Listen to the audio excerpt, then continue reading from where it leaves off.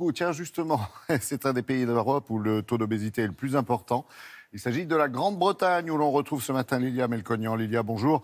Les Britanniques ont donc décidé, paraît-il, de s'attaquer à ce fléau. Alors, plus seulement en sensibilisant les familles, mais aussi désormais en créant une taxe qui va entrer en vigueur la semaine prochaine, c'est ça ?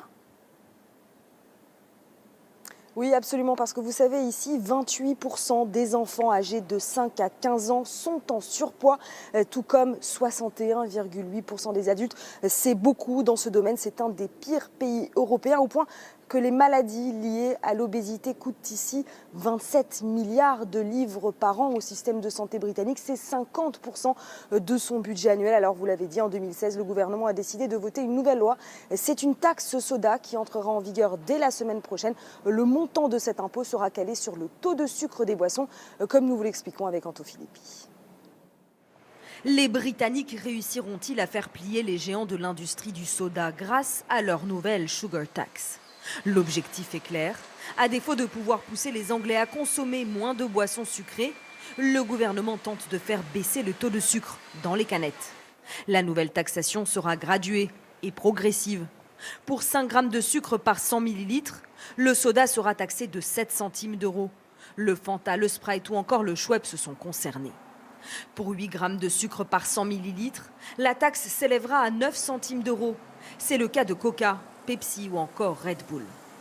Un combat mené de longue date par ce chef cuisinier, Jamie Oliver, qui a déclaré la guerre au sucre. Je me suis lancé dans ma plus grande bataille. Je m'attaque au sucre. Il a gagné et n'en revient toujours pas. Pour être honnête, je ne pensais pas qu'on arriverait à obtenir cette taxe. Ce qui nous importait, c'est d'avoir un impact sur l'industrie du soda. C'est juste pour protéger nos enfants. Je suis vraiment choqué qu'on y soit arrivé, mais dans le bon sens. Lors des débats au Parlement, certains députés étaient farouchement opposés à cette taxe. Je ne pense pas que ce soit le job du gouvernement de me dire combien de sucre je dois donner à mes enfants. En réalité, les industriels ont réajusté leurs recettes avant même l'entrée en vigueur de cette loi le 6 avril prochain. Ils ont baissé leur taux de sucre pour payer moins de taxes. Ils en font même un argument commercial.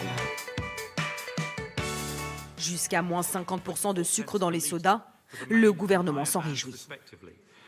Les industriels ont déjà réduit le sucre de leurs boissons, ce qui veut dire qu'on aura moins de revenus fiscaux avec cette taxe. Mais c'est une bonne nouvelle pour nos enfants. Cette taxe soda devrait rapporter 300 millions d'euros au gouvernement.